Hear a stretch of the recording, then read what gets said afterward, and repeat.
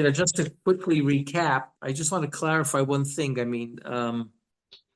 Do we still have stuff from the last daf? No, we went through I'm just going to talk a little bit about it. We don't really have stuff. In other words, we discussed two things. The first thing was the main thing that Reb Yaakov said, that it doesn't bother him that there's life on other planets if they do find life on other planets, as long as they don't have free will, because our world, there's no one like in our world. In other words, you won't find other worlds with free will. And Reb Yaakov tries to deduce that. Michael wrote that up pretty nicely, that the fact that God created other worlds and destroyed them, right, sounds like there are no other worlds of free will. Our world was created, destroyed, recreated, destroyed until God got to, so to speak, what he wanted. But so Rabbi Yaakov, that was his first yesod, is that there can't be life on other planets, and they can even be smarter than us, right? Which that's in all the science fiction movies, right? But they can't have free will, like the Malachim don't have free will. Why, according to the Pshat in Chazal, does Meirose get punished if it doesn't have free will? That is discussed already in a footnote, that Malachim also get punished. And even in fact, there's a place where I didn't mention last week, the Radak in Sefer Malachim. I have to check if Reb Yaakov talks about it. Malachim says that even an animal gets schar for doing God's will. When I think it was a lion killed a Navi who didn't listen to God, so it says he gets schar because he watched over him. Afterwards, he got schar, and he got, because that was the will of God that he should do that. I think the Radak says it. And animals also get schar if they do something good, even though they don't have free will. So it's not such a big kasha. We see from Tanach that this is true. And second thing was the moon landing, which was in 1969 in July. And Reb Yaakov first records this piece in 1980, according to his Ksavim. The date is a 1980 date. And Reb Yaakov Kamenetsky therefore came to the conclusion that there's got to be another piece, which is recorded in Chumash, okay, at the beginning of Chumash, where Reb Yaakov actually discusses that the nitzachon of the Ramban over the Rambam, Kabbalah over the Rambam's what we call rationalist approach. Rational approach. Right, excellent. So there's a place in the beginning of Ala Torah where he has a piece. A lot of it looks like what I read to you, but there's pieces that deal with the Ramban, which Reb Yaakov doesn't deal here. And Reb Yaakov Kamenetsky told me he heard it from Reb Yaakov, and Reb Yaakov said he said it also with the Ramban. When he spoke to me, he didn't say it with the Ramban, but he tries to answer up the Rambam. That's an important thing. But I never found. I went back to 1969 in Reb Yaakov's Ksavim, because of course he has dates. So I went back to Tafshin Chav Tes, which is 1969. I went to Sivan, Iyar, Nisan. No. Sivan, Tammuz, Ovel, because I figured that's when July was, and Reb Yaakov has nothing about it. I said 3 weeks. Reb Yaakov was puzzled what to do with the Rambam. Reb Yaakov Kamenetsky said he told him 6 weeks. So I was looking through the Ksubim for the next 6 weeks, and I didn't find anything. So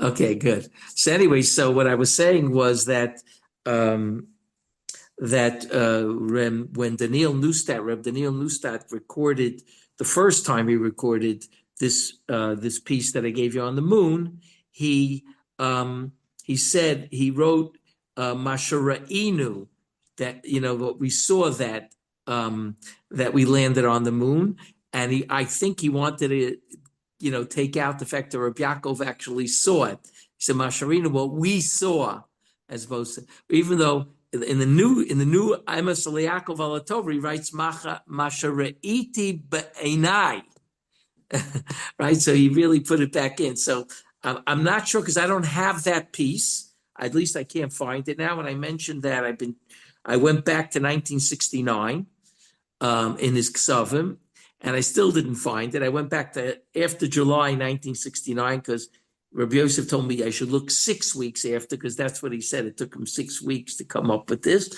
But I still didn't find it. Now, maybe I missed it. I don't think I missed it because I went through it pretty slowly, but I'll continue on. But that's one piece. Today, I would like to do a piece that is the agenda here is that I want to do another piece next week that's a little bit relevant to this piece, but I want to start it here. Okay, so in this share today, I'll need, if Daniel is on last week I needed Jonathan Sasson because we discussed science. This week we're going to be discussing music, and Reb Yaakov has some interesting ideas about it. And I'll mention another few that I heard from Reb Yaakov. But this is a very interesting piece. Reb Yaakov says a chiddush it's not really in pshat. He says a chiddush in an idea, but then he also has a piece of parshanut here that's very interesting. We'll have to decide what we want to do with it, but it's a very interesting piece. This is the discussion about the fact that we had an Haftorah a number of weeks ago in Parsha Shmini, that in Shmuel Beis, chapter Vav, right? The Navi talks about bringing back the Aron to Yerushalayim, and Uzzah is killed on the way of bringing the Aron, and people want to know, like, what happened over here exactly, okay? It's obviously the Haftorah of Parsha Shmini because of Aaron's children, Nadav Avihu. Okay, so I have over here, I may have underlined it for you, chapter Vav, Pasuk Gimel, right? And there it says, Vayarkivu et Aron Elokim el Agala Chadasha, right? And they saddled up, right, or connected. They connected the Aron Elokim to a new wagon, right? Everybody hears me fine? Yeah. Okay. Ayin Rashi Sheviat HaGemara Sota Lamed He Amud Aleph. Rashi brings the Gemara in Sota. It's quite a famous Gemara. To bedavar shafilu tinoka shel beis rabim yodimo. So Rabbi Yaakov quotes the Rashi here that says David HaMelech made a mistake in something that even the children from the Cheder, from the Beit Rabban, they know this. Ki avodas hakodesh aleim bakotev yiso. That Kahas, who carries the pasuk says in Bamidbar, who carries the avodas hakodesh, like the shulchan and the menorah, and of course the Aron, bakotev yiso, they should carry it on their shoulders. Ulfisha Amar, David said, Zmiros hayuli chukecha, right? Your chukim, God, meaning either means literally your statutes, right? Were Zmirot for me, or it means the Torah is Zmirot for me. Nenash lavo lidekach. David HaMelech was punished to come to this, that someone should be killed by carrying the Aron on a wagon as opposed to through with the poles, right? At the poles, the badim, right? Why was he punished? Because he said, "Zmiro tayuli chukecha." Your Torah is a song for me, or your chukim is a song for me. Okay, so for Ulai, now Reb Yaakov for a moment wants to say a pshat what David may have made a mistake about. Okay, for Ulai, David Savar Shebekotev Yisau, Hainu Dafka Lavia Lamigdash. Aval Kana Yezeh Avara Ba'alma Mimakom Lamakom. When David, he says, maybe David held that you have to carry it on your shoulders when you bring it to the base of Mikdash or the Mishkan, right? But if you just bring it from place to place, now David was bringing the Aron to Yerushalayim, which the Mishkan was in Givon, right? So he's bringing it to Yerushalayim. So he was really bringing Makom Lamakom from Telstone to Yerushalayim. So Reb Yaakov says maybe David thought, it wasn't correct, but maybe he thought it's only when you bring it to the base of Mikdash you have to. The question is, what is Reb Yaakov's svara here, right? But Reb Yaakov's trying to give a limud zchus for David, and other people give the limud zchus. I mean, if I'm not mistaken, the Radak already gives a limud zchus for David, what David thought. But in any event, the halacha l'maisa is that it doesn't matter where you take this Aron, you have to take it on your shoulders. I'll just give you maybe what I think Reb Yaakov is saying over here, is that if I'm bringing it to the Mishkan, so I'm bringing it, there's a chalos kedusha of the Aron when it walks into the Mishkan, because something happens to the Aron and something happens to the Mishkan when it goes into the Mishkan, and therefore over there when you're carrying it to do its tafkid, you have to carry it, on with the badim. But if you just place it from one place to the other, so there's no inyan of showing covet to the Aron over there, and therefore you can bring it from Kiryat Yearim to Yerushalayim. That's what David may have thought. Okay, but then Reb Yaakov goes on to say something earth-shattering chiddush here. Okay, v'hine oleinu ladas. We have to know. Shemasha nechshav etzel David hamelech la'aveira she'amar smiros hoyu li chukecha. The fact that David said in Tehillim, smiros were for me your statutes, your chukim or your Torah. Eitzleinu lefi dargosenu techoshev lemitzvah. That when for us, if we said Zmiros hayu li chukecha, that would be a mitzvah. For anu omrim pasuk zeh b'tehillim b'kavana, and we say this pasuk in Tehillim b'kavana with intention. Umishtoka kimagila dargazu, and we want to get to this darga that I could say Zmirot, your Torah God is a song for me. Okay, if I say this pasuk and I know what it means, right? I get the schar of Talmud Torah. Wait a minute, it's wrong. It's wrong. It's not. Our Torah is not Smiros. So why do you get schar on it, right? You shouldn't be getting that. But we said no. You get schar for learning Torah, right? On this pasuk because it's correct for us. For David, it was not. David was being too what should we say? Too comfortable with the Torah, right? But for us, if we get to that madrega, we could say it's a big madrega. So he says for David it could be an avera, and for us it could be a mitzvah. Now I'll tell you what the chiddush of Reb Yaakov over here is, and we'll still learn more about it. You know, the Balei Musar, I think it started with the Alter of Slobodka when they talk about this concept of HaKadosh Baruch Hu medagdik b'tzadikim kechut ha'sa'ara. The Gemara says that, right? So they say that, HaKadosh Baruch Hu is medagdik dak, dak bedak, dak. What's the lashon of the Alter of Slobodka? He says he uses the lashon in the Machzor on Yom Kippur. I forget exactly the lashon. Dak ledak ad she'ein nivdak. Right? He says that the averis of our tzaddikim in the Tanach and in the Gemara are so dakistic that for us it wouldn't be an avera. But he never says for us it would be a mitzvah. It wouldn't be an avera.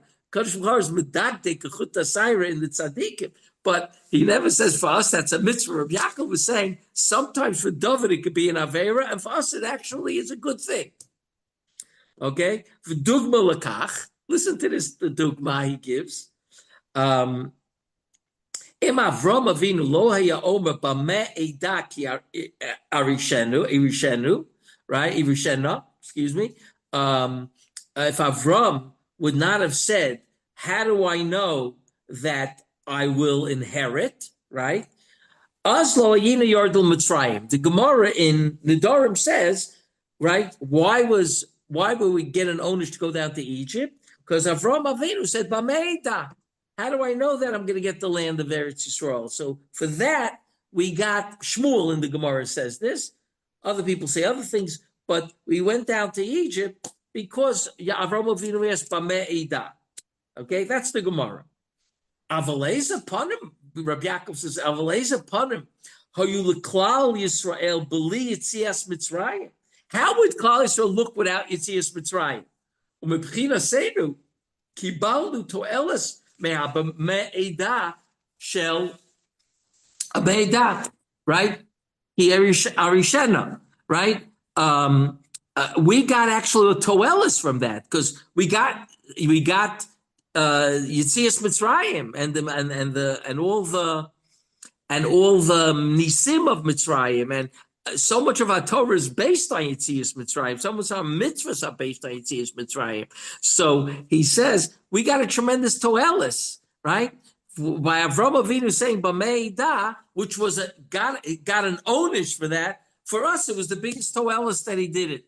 So it turned in, the onish turned into a tremendous toelis. So the same thing by David HaMelech. David HaMelech said, "Azmirot hayu chukecha, hayu li chukecha."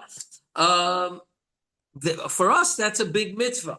So he says you have such a thing in Yadus, where for a great person it could be an avera, and for me it's not an avera, it's actually a mitzvah. Okay, it doesn't sound so parallel. Whereas in the case of David HaMelech in this pasuk, so we're saying that the very same thing that for him was an avera is for us a mitzvah. Nobody's saying it's a mitzvah for us to say b'ma'ida. We're just saying that a toilet came from it, but it's not that the Maisa avera became for us a mitzvah. It's a different. Okay, so I hear exactly what he's saying. I had the same exact problem. I think what Reb Yaakov here is saying is, if going down to Egypt was a punishment, right? So how could it be that we got so much good things out of it? If it was a punishment, it came through an avera. How do we get so many good things? So he says, you see, you can have two things happening at the same time. Avram Avinu got punished, and it worked out to be the biggest chutz for us that we have so many mitzvahs that came through Yitzias Mitzrayim. And, how would we look? We wouldn't have a Pesach. We wouldn't have a Godashel Pesach. We wouldn't have all these things, right? So Reb Yaakov says, you see, for one person, it could be like an avera, and we could get tremendous benefits from it. By the way, I agree with you, Dale, because the Alter of Slobodka already says that the chesed of HaKadosh Baruch Hu was, and he shows this in a number of places, but the first place he shows it is in the Chet of Adam HaRishon. He says the Chet of Adam HaRishon, right? So now, B'zeyas HaPecha, Tochal Lechem, you're going to work hard, right? And everything. And he says that the woman is going to have to, have labor pains and everything, right? The Alter says that for instance, he says it by both, but I remember what he says by B'zeyas HaPecha. He says he turned the onish into the biggest bracha. Someone who doesn't work gets depressed, he says, right? Working is what, satisfies us. It gives us chiyus in our life. Working, it's an accomplishment. He says, so this onish that we had to work became the biggest schus for us psychologically, the Alter says. He says it about woman also, but I don't remember exactly what he says, that it also turned into the fact that she has tsar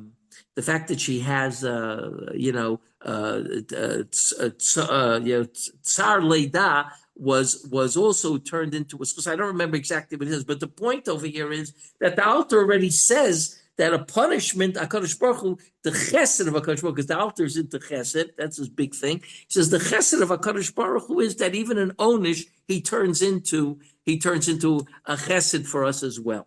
So that's what Reb Yaakov is saying, I think, by the second thing, by Avram Avinu, that the onish was turned into that. By the first one, it's really a very big chiddush, because he's saying it turns into a mitzvah for us. And it was when we say that pasuk, we have kavanah that halavai, this should happen to us, right? That's what he says. Now, in the footnote, it gets a little bit more, I would say, Wild. yeah, in the footnote 837. I'm not going to do the whole footnote, but I want to do the beginning and the end of the footnote. The beginning gives you a little insight out. Reb Yaakov knew about Chasidus, right? So it says, you see 837, the footnote on Tuf Pei Tes. He says like this. He says, Rabbeinu Himshul. Now this is Reb Yaakov talking about Peh, and Reb Yosef is writing it. Rabbeinu Himshul Zadova b'sipur Chasidi she'admor echad sha'av mayim shalanu, right? You know, there's a din of mayim shalanu for matzahs. Min hamokam she'admor acher omar tashlich, right? In that same place where that admor said tashlich, the other admor actually used that water for mayim shalanu, for matzahs. Omar tashlich. One second. Amar Acher Omar Tashlich. He says like this. One second. Omar Tashlich. Bez Beiro Shemakirhu et Admarahu. He knows this Admar. Umin Averis Shalo Efshala Sod Matzos Mitzvah. From his Averis that he threw into the Tashlich, you can make a Matzos Mitzvah. Okay, which of course is that idea that, I mean, I don't know if he means it literally, but because, actually the Averis don't go into the water in that sense. But he says, and then he says like this, B'Shem Shmuel, okay? He says it twice. Kosuv shebarosh Hashanah halach Rebbe Ropshitz, the famous Naftali Ropshitzer, right? He went to Tashlich. Now, I want to just tell you that the Naftali Ropshitzer was a huge Talmud Chacham, and you're hearing it from a Litvak, right? How do I know he was a huge Talmud Chacham? Because he had two Talmidim. One that you all know about is the Minchas Chinuch, and the sefer that the Minchas Chinuch produced is just unbelievable. So if Naftali Ropshitzer was his Rebbe, you know that he knew how to learn. And then Reb Chaim Bisans, which not everybody knows, but also was a huge Talmud Chacham, the Sons of Ruv. He wrote, I only learned to say for Peles Chaim on Gittin. It was an unbelievable sefer, a real Lumdish sefer. So he was obviously a big Talmud Chacham. Upoga barabo achozim Lublin. This is what the Shemi Shmuel says, that on Rosh Hashanah, the Naftali Ropshitz went to Tachshlich, and he was Poga, and he met the Chozemi Lublin, who was his Rebbe, Shechozemi Tashlich, that was coming back from Tashlich. Omar Ropshitzer, Shaholach Lagbia Mashehishlich HaChozeh. He's going to pick up what the Chozeh threw out. He wants to pick up those Averis. Ayin Sham Mashabir Bazeh. Ulam, B'Sefer, Beso Naveh Kodesh, L'Rabaran Polak. Yes. Isn't Tashlich the wrong time of year to be picking up your water to make matzahs? They'll be rather stale. You're right. It's obvious that he took that water like 6 months later, but he says he dafka took the water from there because he took the water from the sins of from the Chozeh Lublin. At least that's what it sounds like. So he says there's a sefer that was written in Petach Tikva Tavshin Samach Zayin, Chelik Beis Omet Tov Kuf Tzadi Aleph, Aura 391, Muva Kinusach Rabbeinu, Shaholach Be'erev Pesach L'shov Mayim in a Makom Sha'omar Rabo Achozim Milbin Tashlich. He went, Ropshitzer went to Erev Pesach, it was on the Ropshitzer, to take Mayim Dafka from there, and that his Rebbe, the Chozemi Lublin, said Tashlich. V'omar, and he said, Zaina Averas is ban uns mitzvahs. Havera shalo hein etzleinu mitzvot. That's Reb Yaakov's Yisod, basically, right? And the Ravchitz already said it about his Rebbe, the Chozeh Lublin, right? V'kach noag Rabbeinu. And Rabbeinu was noag l'zamer u'lefazem. Fazem means to hum, I think.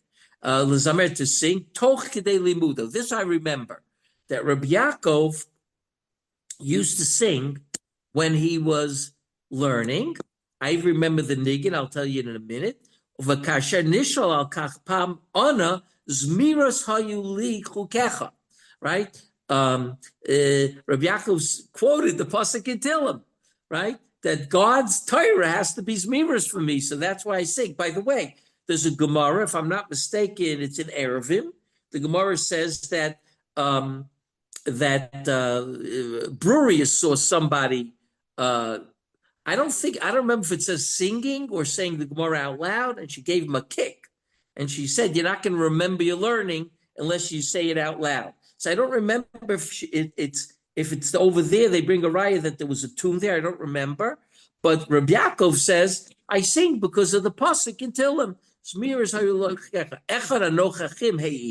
So one of the nochachim brought up Avol David HaMelech nenesh al kach.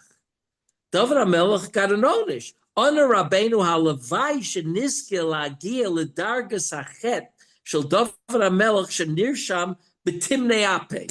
Halavai we should be zocha to reach the darga of sin that David got by saying Zmiras hayu li chukecha. That's listed in the Timnei Ape. As you know, the Timnei Ape is Kuf Yutes. Oh, he says here, Kloma Mizmor Kuf Yutes sheyesh bo shmona psukim al kol ol shel aleph beis.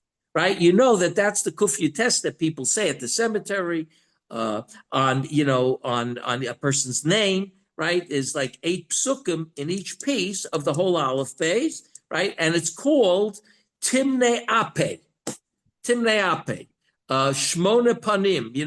In each one there's 8. Right, so Reb Yaakov calls it. That's what the Balei Machshava call it. I don't know if it's a Gemara like that. You have to check if there's a Gemara. I don't remember. Shanir Sham, he says, Alavai, I should get to being the zocha to get to the level of David's chet that's nirsham in Timnei Ape in the eighth psukim. I just want to say something interesting that I always like to say about this. The Radak in this has a tremendous Hagdama. Okay, to that chapter, it's like a page long, Hagdama. To this kapitel, Kuf Yutes, which as you know is a very long kapitel, right? He has a big Hagdama, and I always like to point out, a little bit cynically, only a little bit cynically, the Radak raises the question. We know there's such a thing as a whole number called 10, a whole number called 7, but there's no such thing as a whole number called 8, right?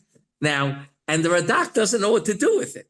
Now, of course, the Maharal comes along and says, of course there's a whole. L'malam and Ateva is 8, right? 7 is Teva, Malam and Ateva. But I want to just show you that the Radak had no clue about that.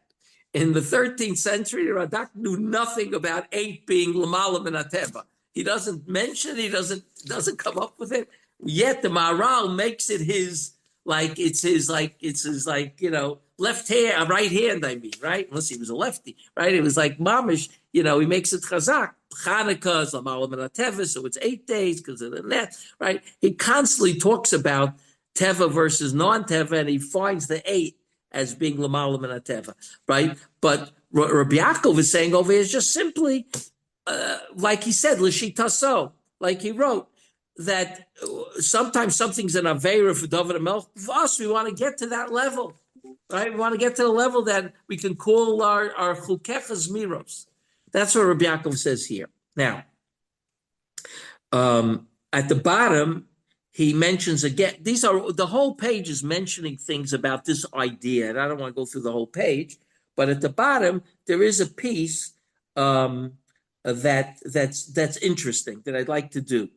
He says like this, Upama Cheres Hevi Rabbeinu et Yerushalmi. shetzorach laskir bebrachas kriyas shema es kriyas yamsuf. By Mishnah Berurah Siman Samach Vav Sivkot Nun Gimel the Meharaj b'Mashim Shuli Kuvo. That's true. The Mishnah Berurah brings it. I don't think he agrees with the Rashba. He says other people disagree that when Birkas Kriyas Shema you have to mention Kriyas Yamsuf and it's Ma'akev. Of course, we do it. Of course, when you daven Ma'ariv and Shachris, we mention Kriyas Yamsuf, right? But the Rashba says Li Kuvo. Okay. In Shulchan Aruch, it says in order to be yotze the mitzvah properly, you have to mention Yitzias Mitzrayim and other things. But they don't say Li'ikuva, but the Rashba learns Li'ikuva. L'chora. Im b'nei Yisrael hayu b'madrega gavoa lo hayu b'chlal miskarvim liyamsuf. If the Jewish people were on a high level, they wouldn't even gone to the Yamsuf. Elo hayu nosim yashar l'eretz Yisrael derech eretz plishtim, right? Like the pasuk says. Right? So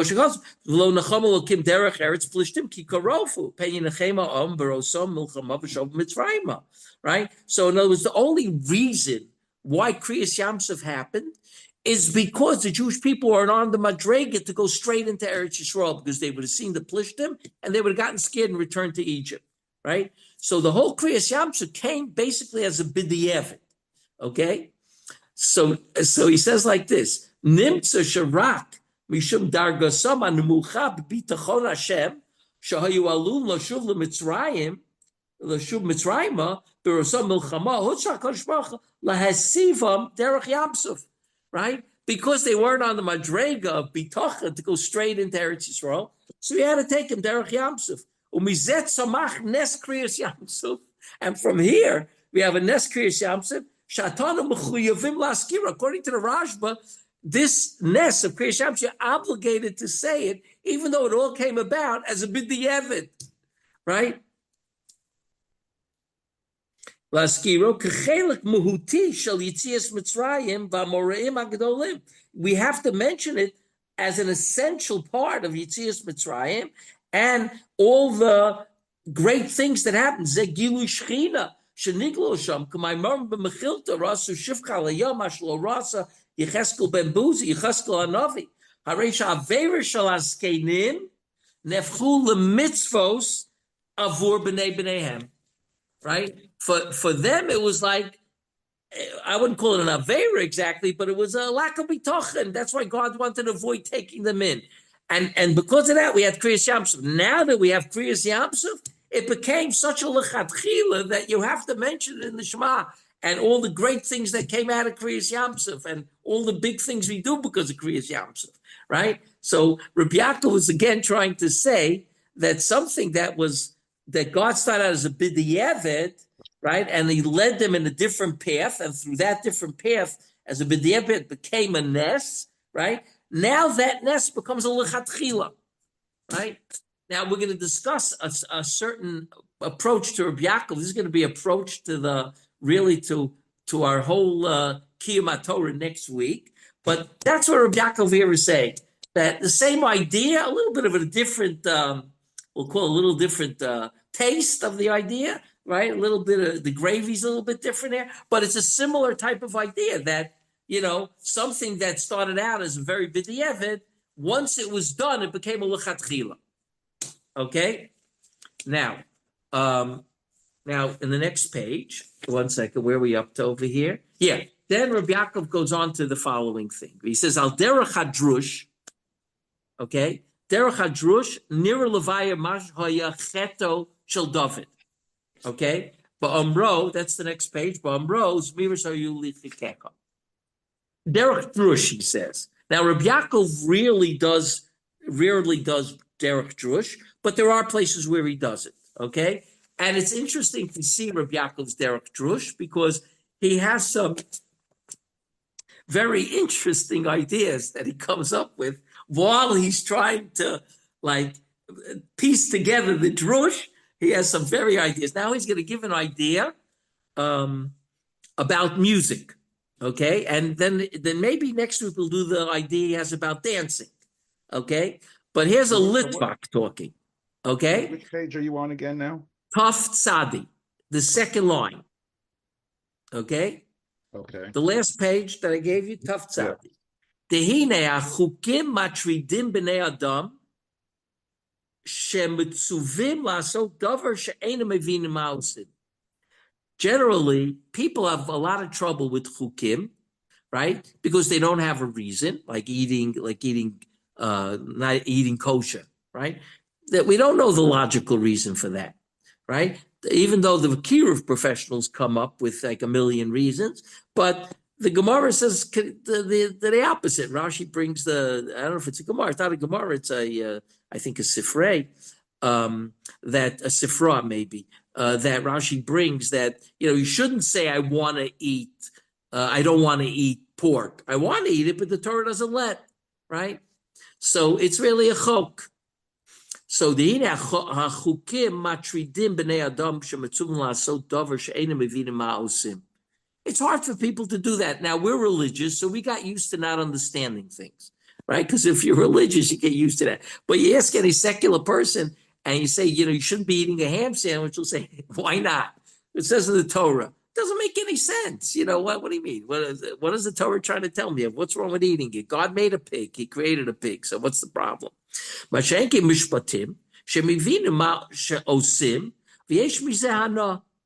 Okay? When you have a mishpatim, like certain mitzvahs, not only mishpatim, we have other mitzvahs too, like Sipur Yitzias Mitzrayim. We understand basically what we're doing over there, and we have pleasure from it. Kmo ken kasher lomdim et hachukim al pi rov, ein b'hem tam va'arevut, right? But when we learn the chukim, most of the time there's no tam and arevut. It's not sweet tasting. We just do it at the end because of, it's a mitzvah. By the way, Rabbi Yisrael Salanter already says that the Rambam, as you know, in Shmona Prakim, raises the issue, I think in chapter 6, whether it's greater not to steal when you have a Yetzer Hara to steal, or you b'chlal don't have a Yetzer Hara to steal, right? In other words, when you see, you go into Macy's, and you see a $10,000 piece of jewelry on the floor in front of the place where the jewelry department is, right? It fell off the table, right? You really want to say, well, they don't know about it. They would give up hope. We start quoting the Gemara's above Metzia, and we pick it up and go home with $10,000. Or you walk in there and you say, you don't even react. Right away you react. You have to give it, I have to give it back to the saleswoman, So am I greater if I have the Yetzer Hara, but I don't give it, or I don't even have the Yetzer Hara, right? I wouldn't even think of stealing. It's a terrible thing, stealing. So I wouldn't even think that way. So the Rambam says that with regard to mitzvahs that we understand, the higher level is not to feel the Yetzer Hara, to get to a place where you don't feel the Yetzer Hara for mitzvahs b'nam l'chaveiro, right? That you don't feel, I don't want to do this chesed, but I do it.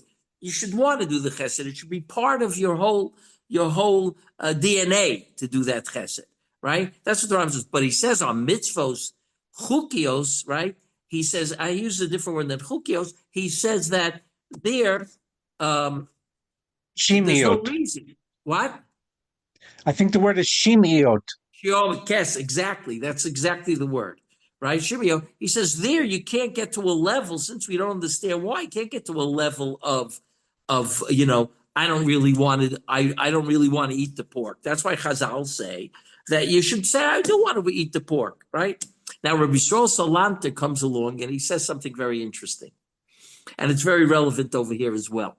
He says, of course you could perfect the mitzvah of lo tochal chazer, just like you could perfect the mitzvah of lo tignov, right? He says you could perfect it, but it's a different perfection.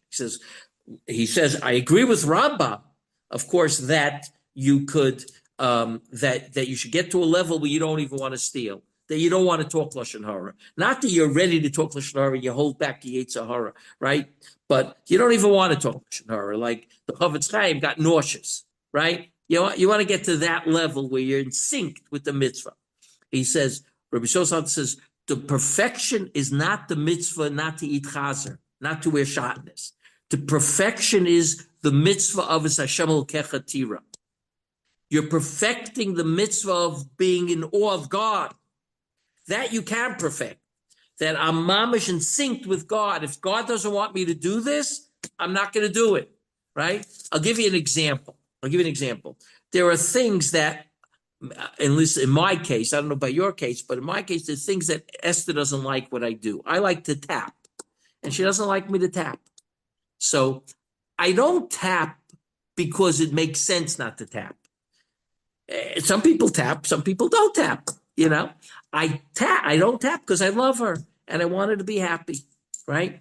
So I perfect not tapping, and I do that not because I understand why you shouldn't tap, because there is no reason why you shouldn't tap. Some people like it, some people don't like it, right? Some people like, vegetable soup, some people like chicken soup, right? I do it because you love the person, so that you could perfect the love of the person. That's what Rabbi Salanter says.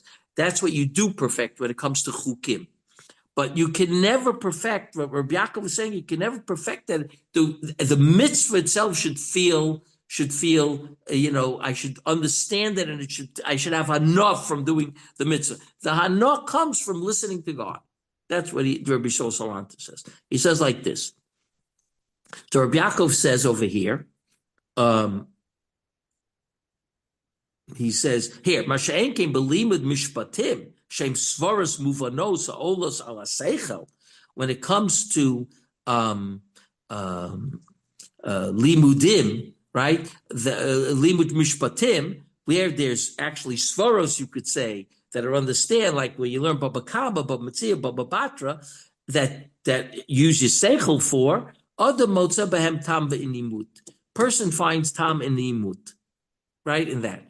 Now Rabbi Yaakov is going to go into music a little bit, and I'm not exactly sure what he means here. He says like this: not only are the mishpatim zmirot, even the chukim are zmirot for me.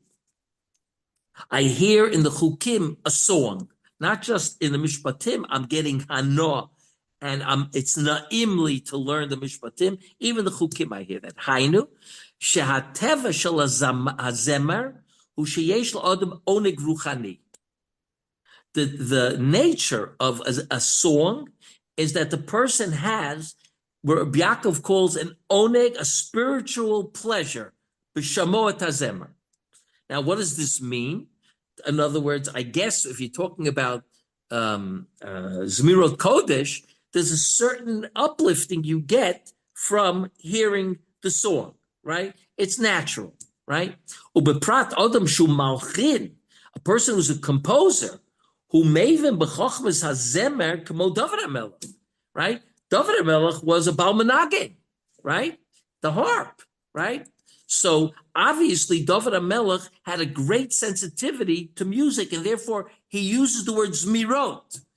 David could really understand that when I do a chok, right, it's zmirot for me. I feel that oneg of oneg ruchani in the mitzvah. Ve'ena mitya'ef mishmoa also hazemer pam achar pam. And the fellow who is a composer, he doesn't get tired of hearing the song time after time. I don't exactly know what this means. I mean, why? If a person is a composer and he's a Baal Zemer, he doesn't get tired of hearing the song again. It sounds like for Reb Yaakov, he always hears something new in the song. He's always hearing a new, particular, subtle something in the song, in the tune.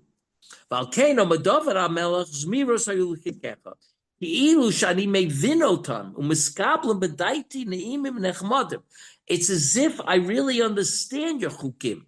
Okay? So now Reb Yaakov is obviously in this whole piece is learning chukecha as mamish kipshuta, not Torah, but the chukim, like the lotil bashatnis and kashrus and stuff like this. Keilu shani mevin otam umiskablim daiti neimim nechamotim. Right? That's what Reb Yaakov is saying on David HaMelech, that became for David HaMelech a song for in the chukim. He heard the notes and the tune. ולכן אומר לקדוש ברוך הוא, אתה חושב שאתה מבין חוקים? You think you understand חוקים? אני אראה לך שאפילו משפט אתה לא מבין. I'm going to show you that you don't even understand mishpatim. Forget about chukim, right? Now, I do want to tell you that the Gemara there that talks about God being machshel David HaMelech in the Oron, there the Gemara uses the word God was machshel him. Not that David was nichshal, God was machshel. Rashi doesn't bring that lashon in the Rashi at the beginning of this piece, but I just want to let you know that over there it sounds like God intentionally was machshel him, right? The way the Rashi brings it, it's just that God is saying to David, I'm going to show you, I'm not going to be machshel, but I'm going to show you that you don't even know the mishpatim, okay? Now, Reb Yaakov's going to go through a big piece of Parshanut here. And I don't think we'll be able to do the whole thing, but I do want to tell you something interesting before we go into this. I mentioned to you that Reb Yaakov used to hum and sing when he was learning Gemara, which of course you guys know is something that they do in yeshivas, right? You've heard it in yeshivas, in the Meir Yeshiva and Ponevezh, and the big and small yeshivas. They're always learning with a tune, and Reb Yaakov had a tune also that he learned with. And I once asked him where the tune came from. I heard him learning Gemara with this tune, and I asked him, where does it? And now you all know the tune. Okay, the tune is like this. If I could say, I'm not such a balmanage. Yai rai rai rai rai rai rum ba ba ba bum. Di rai rai di rai rai rum ba ba ba bum. Ay da da da da da da da da da da di da da di da da rum da da da rum. Everybody knows that tune, correct? Yeah. I mean, right? You all know the tune. That's the tune Reb Yaakov would sing as he's reading the Gemara, the words of the Gemara. So I said to Reb Yaakov, where does the tune come from? And Reb Yaakov starts to laugh. And he says it's a Russian waltz. Right? So I was in shock. He's singing the tune of a Russian waltz. Right? That's the tune for his Gemara. And he was laughing about it. So, of course, what? I wonder where he got it from. Well, obviously, he heard it somewhere. I don't know where. I know that Reb Yaakov didn't go mixed dancing. That I know, right? But he obviously knew it. I don't know from where. It's a great question, right? So I just want to tell you that I once read, when I was a kid, I read in a Hasidic sefer. My father had it in the house. I don't remember the sefer, but I read it. And he writes Torah there, but he was a Chassidish Yid. I don't remember who he was. And he writes a story like this, that the Rebbe Reb Shmelkes Nikolsburg, the Rebbe Reb Shmelkes, who was a big Talmud Chacham, was once walking in the forest, because a lot of the Chassidim used to walk in the forest, right? The Breslovs scream in the forest, but a lot of them just walked in the forest to have his bodhitas, right? So he heard a boy singing to a girl a love song. And he was very nispol from the way the tune was, and they was talking to the woman about love in the song. So he memorized the tune, and he changed the words. Also, he made it a love song about God, like a Shir Hashirim type of thing, right? He made it a love song about God. And he writes there what the song is, and I know the song. It's in Yiddish. It's a Yiddish song, and I know the song. The Rebbe of Shmelkes, when they asked him about it, they asked him, where did you hear this tune from? It's a great tune. So he said, I heard a boy sing it to his girlfriend, and the Hasidim went ballistic, right? They said, what? How can it be? It's Tumah. So he said, no, a tune always comes from Gan Eden. It's the words that are a problem, but the tune is always Gan Eden. For Reb Yaakov writes, Oneg Ruchani, right? When someone was Zemer hu sheyesh lo adam, hainu she'ateva shel hazemer hu sheyesh lo adam, Oneg Ruchani. And that's what David was most sensitive to this subtle thing, having this Oneg Ruchani from God's Torah. But Rabbi Yaakov says, even from the Chukim he had it. Ke'ilu, he understands, it's like a song to him, the Chukim. So God says to him, my Chukim can never be a song. They can never be a song, right? And then, so now Reb Yaakov goes to show that how David HaMelech made a mistake in understanding the Torah itself. And Reb Yaakov learns through a parshanut in the Torah that's unbelievable, pshat. And it's going to give you a clarity that you never had before about, the what do you call it? The Bnei Gershon, Bnei Merari, and Kahas. When they're gathering together all the parts of the Mishkan and taking them. How did that whole happen, right? When did that happen? That they put some on Agalot, and some of them they carried, right? With the hand, Akas carried his parts of the Mishkan, right? And he didn't put it on an Agalah, he didn't put it on a wagon.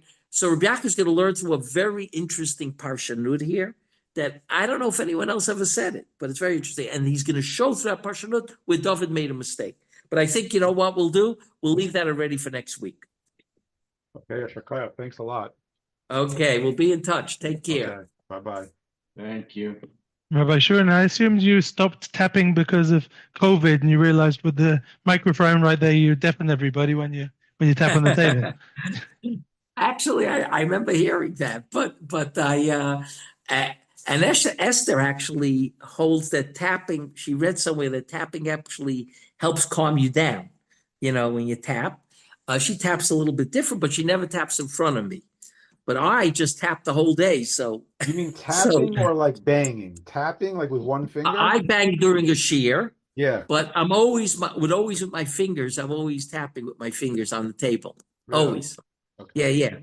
And I don't know where I got it from, but it's a habit that it's very hard for me to break. I'm very conscious when Esther's there. Sometimes I forget, but I'm very conscious when she's there that I shouldn't be doing it.